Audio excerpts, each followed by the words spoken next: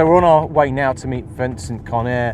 Vincent's done something that you will all recognise almost immediately. He was the creator of the Comic Sans typeface, which is on pretty much every computer in the world. He was also a designer at Microsoft in the 90s.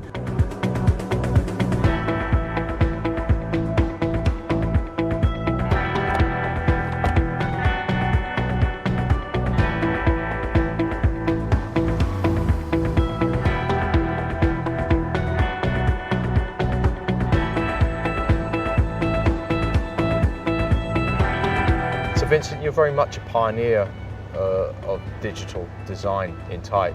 How is it different from designing, say, in print? Well, I don't think there's much of a difference, because today our screens are as good and at the same resolution or better than the printers were from the 1990s. We may execute the final font file slightly differently, but I don't think of it differently when I'm thinking about the old print compared to the new print, which is the screen. Sure.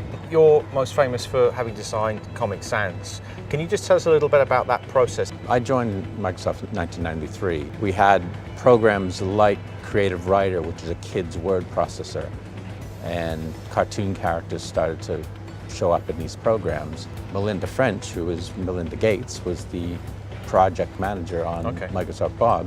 She and her team want to know what we think about the font use in the product, which I thought was an odd question because they didn't use a lot of fonts. It was all drawn. And then they would have speech balloons above his head, and all they used was a system font, Times New Roman. And I thought that seemed a bit odd, since they took a lot of time to draw up. And I just told them they were doing it wrong, and it should look like this. And so I made something quite quickly, referencing comic books and looking at various types of lettering in cartoons and comics. So Vincent, what do you think of the current state of digital typeface design? There are so many people doing it now. We're getting more interesting designs coming out. We also think with the state of the screens and the higher resolutions, we can do more connections of letters and do something closer to calligraphy or some of the other scripts like Arabic scripts, which were much more handwritten. You want to take inspiration from the past, but you don't want to just copy the past. It was fantastic meeting with Vincent this afternoon. And his approach to design is all about human interaction, enhancing the way we communicate with the technology we depend on. And I guess in a similar way, this car's been completely redesigned to better understand the driver.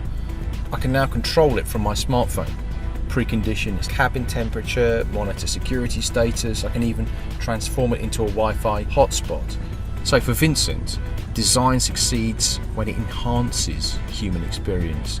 And that's relevant in all types of design.